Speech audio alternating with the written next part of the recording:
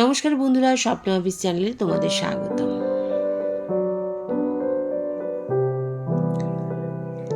আজ আমি তোমাদের সামনে তোমাদের জন্য নিয়ে এসেছি একদম ঘরোয়া স্টাইলের দারুণ স্বাদের ট্যাংরা মাছের চচ্চড়ি।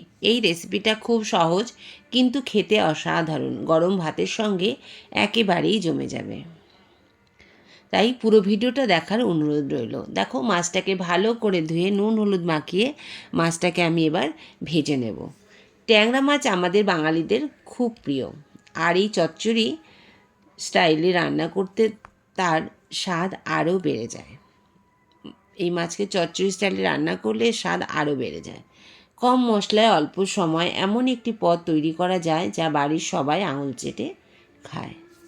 তো দেখো, মাছগুলো কিছুটা মাছ ভেজে তুলে নিয়েছিলাম, আবার কিছুটা মাছ দিয়ে দিলাম ভাজার জন্য।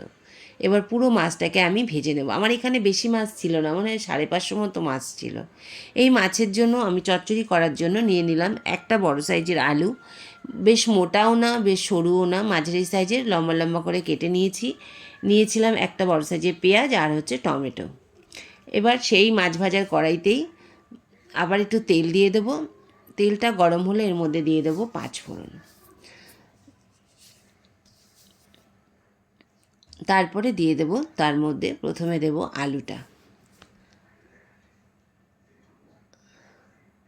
আলুটা দিয়ে এবার আলুটা যতক্ষণ হালকা হালকা লাল হবে ততক্ষণ আলুটাকে ভাজতে থাকবো। চলো ততক্ষণ আমরা জেনে নিই ট্যাংরা মাছের একটু গুণাগুণ সম্বন্ধে। ট্যাংরা মাছ খুব সুস্বাদু নয় যে শুধু খুব পুষ্টিকরও, মানে ট্যাংরা মাছ যে খুব শুধু যে সুস্বাদু নয় তা নয়, পুষ্টিকরও। এতে প্রচুর পরিমাণে প্রোটিন থাকে যা শরীরকে শক্তিশালী করে। ট্যাংরা মাছে ওমেগা ফ্যাটি অ্যাসিড থাকায় হার্ট ভালো রাখে। আলুটা বেশ হালকা করে ভাজা ভাজা হতেই দিয়ে দিয়েছিলাম পেঁয়াজ দিয়ে ভালো করে লাল লাল করে ভেজে দিয়েছিলাম টমেটোটা বেশ ভাজা ভাজা হতে দিয়ে দিলাম এর মধ্যে জিরে আদা আর লঙ্কা বাটা। এই হচ্ছে এর মশলা। আমি তো জানো লাল লঙ্কার গুঁড়ো ইউজ করি না, তাই কোনো লাল লঙ্কার গুঁড়ো দিলাম না। এর মধ্যে দিলাম নুন আর পরিমাণ মতো হলুদ, এই দিয়ে আর সামান্য একটু জল দিলাম। দিয়ে এবার মশলাটাকে ভালো করে কষাবো। জলটা কেন দিলাম বলো তো?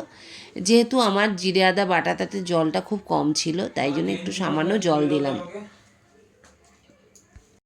ভালো করে এটাকে এবার কষাবো। চলো কষানো হোক, তারপরে ফিরে আসছি। ততক্ষণ আমরা জেনে নিই ট্যাংরা মাছের গুণাগুণটা। এই মাছ হজমে খুব সহজ, তাই সব বয়সের মানুষই খেতে পারে। তাই স্বাদ আর স্বাস্থ্যের দিক থেকে এই ট্যাংরা মাছের চচ্চড়ি একেবারেই পারফেক্ট। দেখো, গল্প করতে করতে আমার ট্যাংরা মাছের চচ্চড়ির মশলাটা কষানো হয়ে গেছে। এবার এর মধ্যে দেব পরিমাণ মতো জল।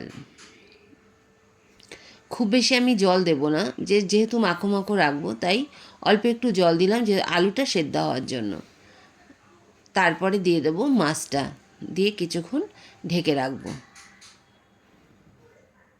একটু নাড়াচাড়া করে তার মধ্যে দিয়ে দেবো মাছটা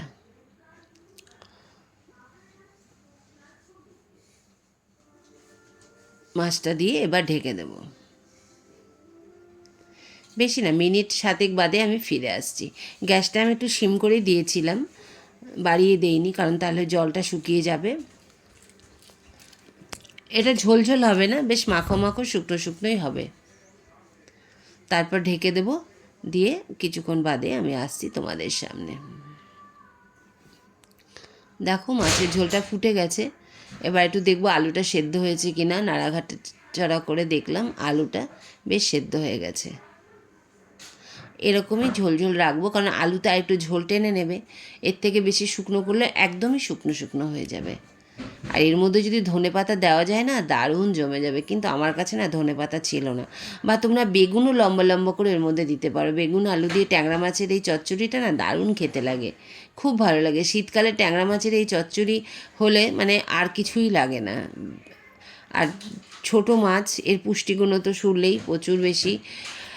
তা চলো, রেডি হয়ে গেল আজকে আমার ট্যাংরা মাছের চচ্চড়ি।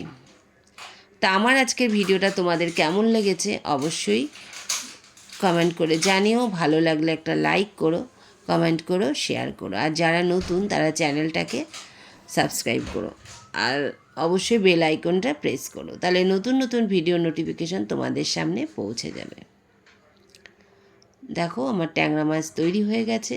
এবার আমি বাটিতে তুলে নেব। এইভাবে সবাইকেই বলছি বাড়িতে একবার করে দেখো, আশা করি ভালো লাগবে। খুব কম সময় খুব কম মশলায় তৈরি হয়ে যায় এই রেসিপিটা, এবং খেতেও খুব দারুণ, খুব সুস্বাদু, এবং ট্যাংরা মাছের পুষ্টিগুণ তো আছে তোমরা জানো। তো সবাই ভালো থেকো, সুস্থ থেকো। আবার দেখা হবে নতুন একটা ভিডিওতে, নতুন একটা রেসিপির সাথে।